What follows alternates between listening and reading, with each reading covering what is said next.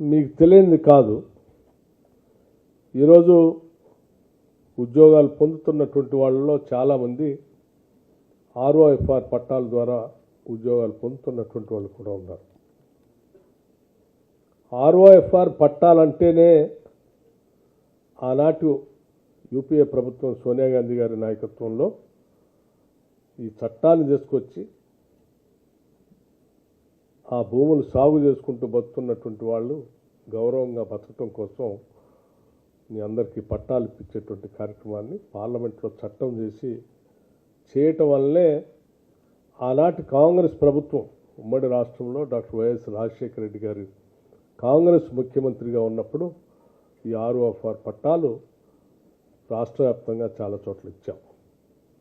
అందులో భాగంగా ఇక్కడ ఉన్నటువంటి పరిసర ప్రాంతాల్లో ఉన్నటువంటి ఆ పరిశ్రమ ప్రాంతాల్లో ఉన్న కుటుంబాలకు కూడా చాలా పెద్ద ఎత్తున ఆనాటి కాంగ్రెస్ ప్రభుత్వం తీసుకొచ్చినటువంటి చట్టం, ఆనాటి కాంగ్రెస్ ప్రభుత్వం పంపిణీ చేసినటువంటి భూములు, ఆ భూముల పైన పట్టాలు పొందినటువంటి మీ అందరికీ మళ్ళీ తిరిగి కాంగ్రెస్ ప్రభుత్వమే ఉద్యోగాలు ఇచ్చేటువంటి కార్యక్రమం చేస్తుంది. నేను ఈ అంశాలు రెండు అంశాలు మీకు ఎందుకు గుర్తు చేస్తూ ఉన్నానంటే, ప్రతి సందర్భంలో ఈ దేశంలో కానీ రాష్ట్రంలో కానీ పుట్టినటువంటి ప్రతి కుటుంబాన్ని ఒక మానవీయమైనటువంటి కోణంతో ఆలోచన చేసి ప్రజల సంక్షేమమే ప్రభుత్వం పాలన యొక్క ధ్యేయంగా ఉండాలి, లక్ష్యంగా ఉండాలని చెప్పి ఆలోచన చేసేటువంటి ప్రభుత్వాలు కాంగ్రెస్ ప్రభుత్వాలు. అందుకే అటువంటి గొప్ప చట్టాన్ని ఆ రోజు తీసుకురాగలిగారు. ఆ తీసుకొచ్చిన చట్టం ద్వారా మరొక గొప్ప చట్టం కూడా తీసుకొచ్చారు. 2013 ల్యాండ్ అక్విజిషన్ యాక్ట్ తీసుకుని అది కూడా సోనియా గాంధీ గారి నాయకత్వంలో మన్మోహన్ సింగ్ గారు ప్రధానమంత్రిగా ఉండి కాంగ్రెస్ ప్రభుత్వం పట్టాలు సహజంగా ఉన్నటువంటి వారసత్వంగా లేకపోతే భూములు కొనుక్కున్నటువంటి వాళ్ళతో పాటు సమానంగా ఆర్ఓఎఫ్ఆర్ పట్టాలు పొందినటువంటి వాళ్ళకు కూడా సమానంగా పరిహారం ఇవ్వాలని చెప్పి 2013 భూసేకరణ చట్టాన్ని కూడా కాంగ్రెస్ ప్రభుత్వం తీసుకొని రావటం వలనే ఈరోజు ఈ న్యాయం చేయగలుగుతా ఉన్నాం. సో ఏ రకంగా చూసినా ప్రతి సందర్భంలో కూడా ఆనాటి కాంగ్రెస్ ప్రభుత్వాలు తీసుకున్న చట్టాలని గౌరవించి ఈ రాష్ట్రంలో ఉన్నటువంటి కాంగ్రెస్ ప్రభుత్వం అమలు చేస్తున్నటువంటి అంశాన్ని మీ దృష్టికి తీసుకొని వస్తూ ఉన్నాను. ఈరోజు దాదాపు ఈ నిర్వాసితులకు సంబంధించి దాదాపు ఒక 500 మందికి ఉద్యోగాలు ఇచ్చుకోగలిగాం. సరే, పరిశ్రమలు పెట్టినప్పుడు త్వరితగతిన కూడా పరిశ్రమల్ని పెట్టిన దానికి అనుగుణంగా నిర్దేశం చేసుకొని తారీఖుని, సమయాన్ని, రోజుల్ని, నెలల్ని, సంవత్సరాలు ఒక గడువుని పెట్టుకొని పని చేసుకుంటూ పోతేనే ఆ పరిశ్రమలు పూర్తి చేసుకొని ఆ పరిశ్రమల ద్వారా ఫలితాలు పొందగలం. కేవలం పరిశ్రమలు పెట్టి వదిలేస్తే ఆ గడువు పెట్టుకున్నా దానికి అనుగుణంగా పని చేసుకోలేకపోయినా అది సంవత్సరాలు పడి ఆలస్యమై దానిపైన పెట్టినటువంటి పెట్టుబడితో భారం పెరిగిపోయి భరించలానంత స్థాయికి ఎదిగేటువంటి ప్రమాదాలు ఉంటాయి. ఉదాహరణకి యాదాద్రి పవర్ ప్రాజెక్టు సంబంధించి 2022 అక్టోబర్ నాడు ఎన్జిటిలో ఒక స్టే తీసుకొచ్చినటువంటి పర్యావరణ అనుమతుల్ని పూర్తిగా బంద్ చేశారు, క్యాన్సిల్ చేస్తే దాదాపు ఒక 2 సంవత్సరాల దాకా దాని గురించి పట్టించుకున్నటువంటి నాథుడే లేడు, వదిలేశారు గాలికి. వేల కోట్లతో పెట్టేటువంటి పరిశ్రమ ఒకరోజు ఆలస్యమైనా అది భారమే. అటువంటిది 2 సంవత్సరాలు ఆలస్యం కావటం వల్ల చాలా భారం పడు. మీ అందరి ఆశీస్సులతో, మీ అందరి ఆశలతో ప్రజాప్రభుత్వం రావాలని కాంగ్రెస్ ప్రభుత్వం తెచ్చుకున్న వెంటనే 2023 7వ తారీఖు నాడు డిసెంబర్ నాడు కాంగ్రెస్ ప్రభుత్వం ప్రమాణ స్వీకారం చేస్తే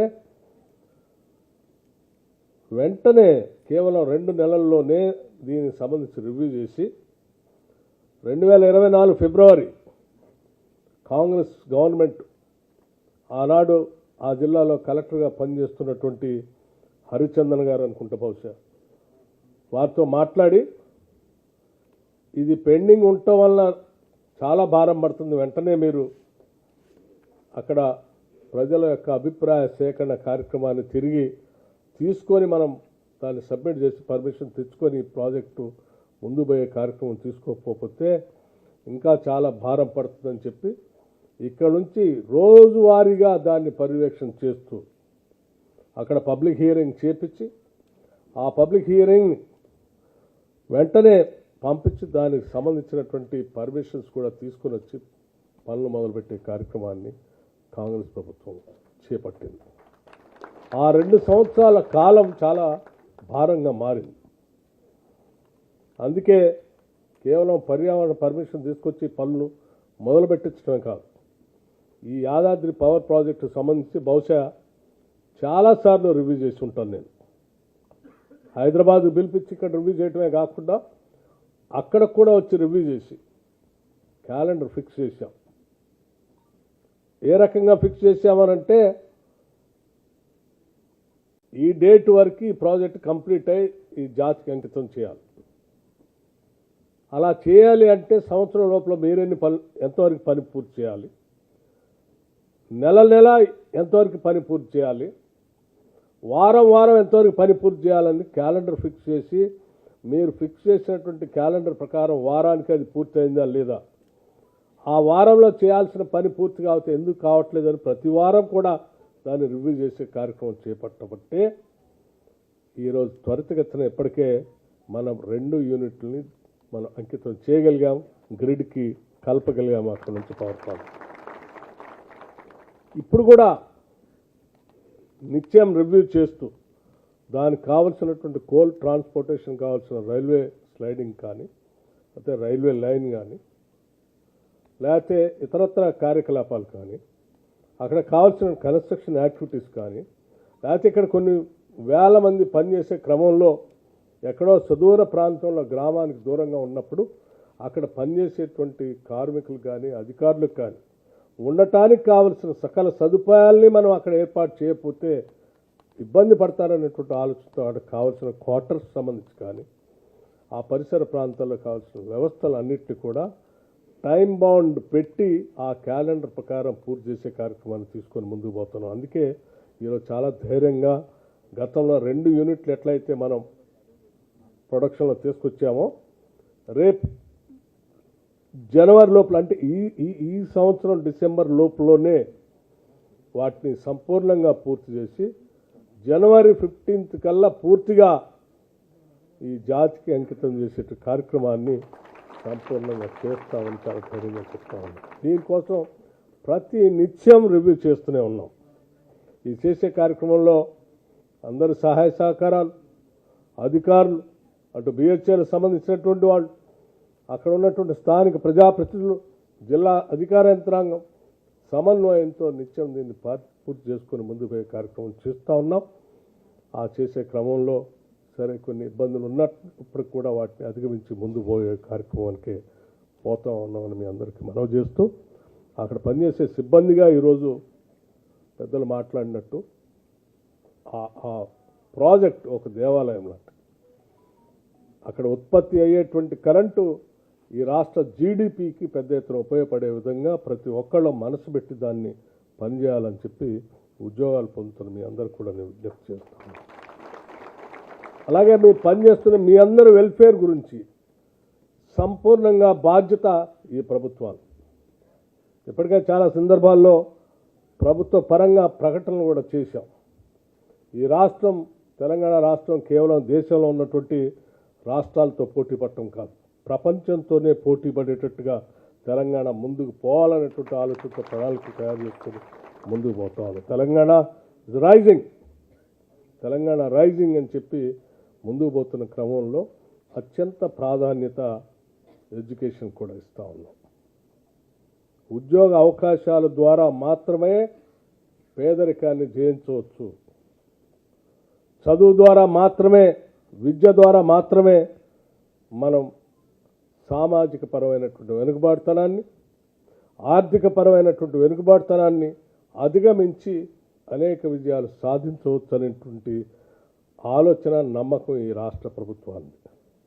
అందుకోసం ఈరోజు రాష్ట్రంలో పెద్ద ఎత్తున young India integrated residential schools పెట్టి ఈ రాష్ట్రంలో ఉన్నటువంటి బిడ్డలు అందరూ కూడా ప్రపంచంతో పోటీ పడే స్థాయిలో ఇంగ్లీష్ మీడియం, పూర్తి స్థాయిలో ఇంగ్లీష్ మీడియం ఇంటర్నేషనల్ స్టాండర్డ్స్తో ఈ కళాశాలను నిర్మిస్తున్నాం. కనీసం 25 ఎకరాలకు తగ్గకుండా ఒక్కొక్క స్కూల్ 200 కోట్ల రూపాయలతో నిర్మించి ఈ రాష్ట్ర ప్రజలకు అందించే కార్యక్రమాలు చేపట్టారు. మిత్రులు అడిగారు, ఈ ప్రాజెక్టు పరిసర ప్రాంతాల్లో అక్కడ పనిచేసేటువంటి పిల్లల కోసం కానీ, ఈ పరిశ్రమ వస్తున్న పరిసర ప్రాంతాల్లో ఉన్నటువంటి గ్రామాలకు సంబంధించిన పిల్లలకు కానీ మంచి సదుపాయాలు ఈ పరిశ్రమ రావటం వల్ల వచ్చిందనేటువంటి నమ్మకం, ఆలోచన కూడా వాళ్ళకి కలగాలి. కాబట్టి ఒక పాఠశాల సంబంధించి శాంక్షన్ చేయంటే నేను వారికి చెప్పాను. మీ అందరి సమక్షంలో కూడా చెప్తా ఉన్నాను. నేను అటు ఈ పరిశ్రమకి దగ్గరలోనే, లేకపోతే ఆ నియోజకవర్గ హెడ్ క్వార్టర్కి పరిశ్రమకి మధ్యలో కనీసం ఒక 25 ఎకరాలు తగ్గకుండా ఉండేటట్టుగా యంగ్ ఇండియా ఇంటిగ్రేటెడ్ రెసిడెన్షియల్ స్కూల్ని శాంక్షన్ చేసి దానికి అయ్యే ఖర్చుని సిఎస్ఆర్ ఫండ్స్ నుంచి, ఈ పరిశ్రమ ద్వారా సిఎస్ఆర్ ఫండ్స్ ద్వారా పూర్తి స్థాయిలో అందిస్తామని చెప్పి ఈ సందర్భంగా అటు వెంకటరెడ్డి గారికి, మంత్రి గారికి, అటు శాసనసభ్యులకి, శాసనమండలి సభ్యులకి మాటిస్తూ ఉన్నాం. ఈ స్కూల్లో దాదాపు 2600 మంది విద్యార్థులు చదువుకోవటానికి కావాల్సినటువంటి వసతులు ఏర్పాటు ఉంటుంది. సో 2600 మంది విద్యార్థులు ప్రపంచంతో పోటీ పడే స్థాయిలో ఉండాల్సినటువంటి వసతులన్నీ పెట్టి అక్కడ ఏర్పాటు చేస్తున్నామంటే తప్పనిసరిగా ఆ పరిసర ప్రాంతాల్లో ఉన్నటువంటి పిల్లలు అందరూ కూడా ప్రపంచంతో పోటీపడే స్థాయికి ఎదుగుతారు. ఆ కార్యక్రమాన్ని చేపడతామని చెప్పి సందర్భంగా మనవి చేస్తూ, అట్లాగే రోడ్లకు సంబంధించి కూడా వెంకటరెడ్డి గారు శాసనసభ్యులు అడిగారు. ఎస్, ఆ పరిసర ప్రాంతాల్లో ట్రాన్స్పోర్టేషన్ సంబంధించిన వెహికల్స్ అన్నీ తిరిగేటప్పుడు అక్కడ సరైన రోడ్లు లేకపోతే డస్ట్ విపరీతంగా లేచి ఆ గ్రామాల్లో ఉన్నటువంటి పిల్లలకి, కుటుంబాలు ఇళ్ళకు కూడా ఇబ్బంది కలుగుతుంది. కాబట్టి కొన్ని సీసీ రోడ్లు శాంక్షన్ చేయాలంటే వెంకటరెడ్డి గారు R&B శాఖ నుంచి ప్రపోజల్ పంపించి వారు శాంక్షన్ చేశారు.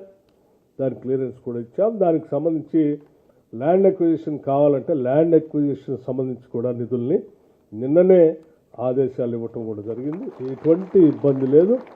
మీరు కలెక్టర్ గారికి నేను ఇక్కడ నుంచి చెప్తా ఉన్నాను, ఆ రోడ్డుకి సంబంధించి ల్యాండ్ ఎక్విజిషన్కి ఎంత అయితే అంత ప్రయారిటీ తీసుకొని మీరు రిలీజ్ చేసుకుంటూ పోండి. మీ డబ్బులు ఇంకా తక్కువ పెడితే వెంటనే మీరు పంపిస్తే మీకు 24 అవర్స్లో మీకు డబ్బులు మళ్ళీ పంపించే ఏర్పాటు కూడా చేస్తాం. ఆ ఇబ్బంది ల్యాండ్ ఎక్విజిషన్. అట్లాగే హాస్పిటల్కి సంబంధించి ఎస్, గతంలో ఆడికి వచ్చినప్పుడు కూడా చెప్పారు, ప్రతి మండలానికి ఒక అంబులెన్స్ కావాలన్నారు. ఎస్, ప్రతి మండలానికి మీకు ఎన్ని మండలాలు ఉంటే అన్ని మండలాలకి ఆ నియోజకవర్గంలో దీని పరిసర ప్రాంతాల్లో ఈ యాదాద్రి పవర్ ప్రాజెక్టు సంబంధించి సిఎస్ఆర్ ఫండ్స్ నుంచే ప్రతి మండలానికి ఒక అంబులెన్స్ కూడా ఏర్పాటు చేస్తామని చెప్పి సందర్భంగా. లేకపోతే గురుకులాల గురించి కూడా మాట్లాడారు. గురుకులాల గురించి కూడా ఎస్, ఇప్పటికే రాష్ట్ర ప్రభుత్వం ఒక నిర్దిష్టమైనటువంటి ప్రణాళికతో ముందుకు పోతూ ఉన్నాం. తప్పనిసరిగా మీ నియోజకవర్గంలో ఉన్నటువంటి గురుకులాలకు సంబంధించి వాటన్నిటినీ మీరు ఎస్టిమేషన్ చేసి పంపించండి. వాటన్నిటినీ సరే సిఎస్ఆర్ ఫండ్స్ నుంచి ఇస్తామా, లేకపోతే ప్రభుత్వం నుంచి నేరుగా నిధులతో ఇస్తామా, అక్కడో ఎక్కడో ఆలోచన చేసి వాటిని తప్పనిసరిగా ఆ రిపేర్లు అన్నీ చేపించి వాటికి కావాల్సిన వసతులన్నింటినీ ఏర్పాటు చేయించే బాధ్యత ఈ ప్రభుత్వం అందని చెప్పి మీ అందరికీ నేను సవినయంగా మనవి చేస్తూ, మీ అందరికీ ఒక విషయం కూడా చెప్పాలి. ఈరోజు రాష్ట్ర ప్రభుత్వం వెంకటరెడ్డి గారు మాట్లాడుతూ కూడా ఒక మాట చెప్పారు, కాంగ్రెస్ వస్తే కరెంట్ ఉండదు అని బాగా ప్రచారం చేశారు. బహుశా ప్రచారం చేసినటువంటి వాళ్ళకి ఉన్నది లేనట్టు, లేనిది ఉన్నట్టు భ్రమలు కల్పించి ప్రజల్లో బతకడం బాగా అలవాటైనటువంటి రాజకీయ పార్టీల నాయకులు. వాస్తవంగా కాంగ్రెస్ అంటేనే కరెంటు, కరెంట్ అంటేనే కాంగ్రెస్. ఈ రాష్ట్రంలో కరెంటు ఉత్పత్తికి సంబంధించిన ప్రాజెక్టులన్నింటినీ పెట్టించింది ఎవరంటే కాంగ్రెస్ వాళ్ళు. ఆనాటి కాంగ్రెస్ ప్రభుత్వాలు. హైడల్ ప్రాజెక్ట్ 78లో నేను మొన్న పోయి చూసి 1978లో నాగార్జున సాగర్ కట్టి ఆ సాగర్ దగ్గర పంప్ స్టోరేజ్ ప్రాజెక్ట్ పెట్టి జపాన్ నుంచి తోషిబా కంపెనీ లాంటి వాటిని ఆ రోజుల్లో తీసుకొచ్చి మిత్సుబిషి అండ్ తోషిబా కంపెనీ తీసుకొచ్చి అక్కడ మెషినరీ పెట్టి పవర్ ఉత్పత్తి చేసేటువంటి ప్రక్రియ ఇప్పటికి కూడా లేటెస్ట్గా ఉన్నటువంటి ప్రక్రియ. ఇప్పుడు చాలామంది పంప్ స్టోరేజ్ ప్రాజెక్ట్స్ గురించి మాట్లాడుతూ కొత్త విధానం వచ్చేసింది, మేమంతా దేశవ్యాప్తంగా చేస్తున్నాం, అట్లా చేస్తున్నాం మాట్లాడుతూ ఉన్నాం. 1978లో మన ప్రభుత్వాలు, కాంగ్రెస్ ప్రభుత్వాలు ఆ రోజుల్లోనే ఆ సాగర్ దగ్గర పంప్ స్టోరేజ్ ప్రాజెక్ట్ పెట్టి ఇప్పటికి కూడా సక్సెస్ఫుల్గా నడుస్తూ ఉంది.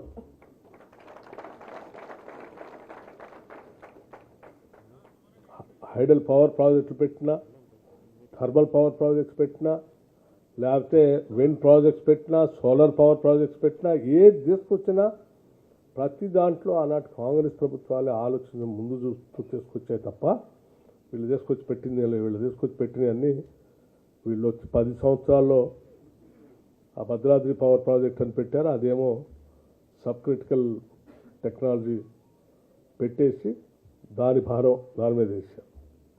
సార్ దీని సంగతి మీకు ఎట్లా భారం, ఎంత భారం వేశారో కూడా తెలుసు.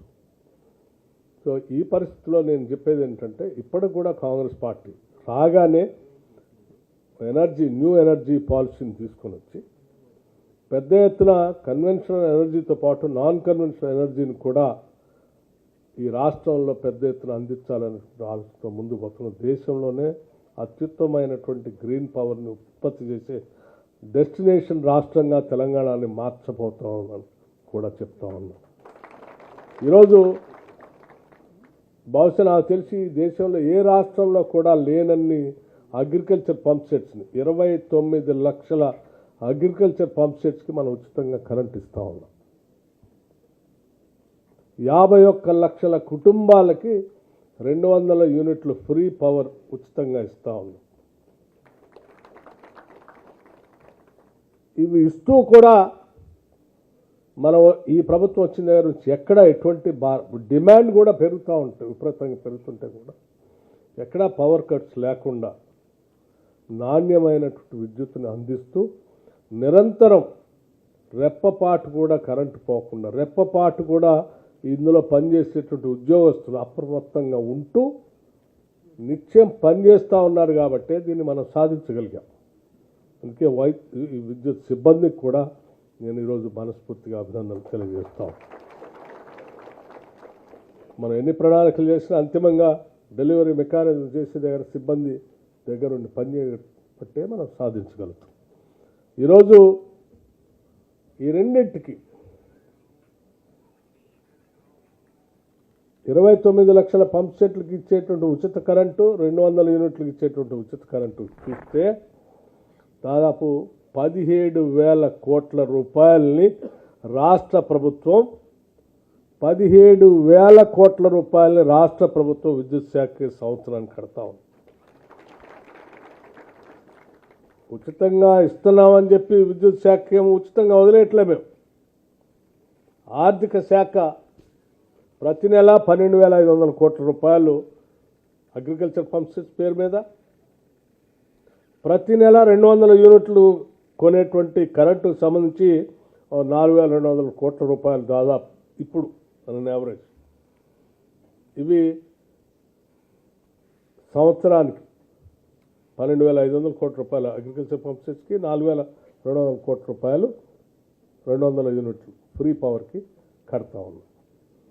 ఇంత డబ్బులు ప్రజల కోసం వెచ్చిస్తూ ఉన్నాం. వెచ్చిస్తూనే ఇక్కడ విద్యుత్ శాఖ సంబంధించినటువంటి సంస్థలు ఏమి నష్టపోకుండా ప్రజలకు మేము ఇచ్చినటువంటి హామీకి ప్రజలు కట్టాల్సిన డబ్బులు రాష్ట్ర ప్రభుత్వం ద్వారా కడుతూ మిమ్మల్ని బలోపేతం చేస్తూ విద్యుత్ సంస్థల్ని, వ్యవస్థల్ని పెంచుకుంటూ పోతూ మళ్ళీ వాటిని కూడా మానవీయ కోణంతో ఆలోచన చేస్తూ అందులో ఉద్యోగాలు ఇచ్చే ప్రక్రియను కూడా కమర్షియల్గా ఇబ్బంది పడకుండా జాగ్రత్తగా చేసుకుంటూ ముందుకు పోగలుగుతున్నాం. కాబట్టే వీటన్నిటిని మనం సాధించగలుగుతున్నాం అని చెప్పి ఈ సందర్భంగా మీ అందరికీ నేను మనవి చేస్తూ ఈ చేసే ప్రక్రియలో ప్రతి వ్యక్తి ఈ విద్యుత్ శాఖకు సంబంధించి అందులో పనిచేసే ప్రతి వ్యక్తి యొక్క సామర్థ్యం అట్లాగే సంకల్పం రెండు కూడా ఈ రాష్ట్రానికి అవసరం అని చెప్పి మీ అందరికీ నేను సవినీయంగా మనవి చేస్తూ మరొకసారి ఈరోజు ఉద్యోగాలు పొందుతున్నటువంటి మీ అందరికీ ఈ రాష్ట్ర ప్రభుత్వం తరఫున హృదయపూర్వకమైనటువంటి అభినందనలు తెలియజేస్తూ మీరు ఉద్యోగ నియామక పత్రాలను పొందవలసిందిగా కోరుతూ నేను ఒక చిన్న మాట కూడా గుర్తు చేయదలుచుకున్నాను. కొంత కొంత కొంత ఆవేదన కూడా కలిగింది నాకు పొద్దున.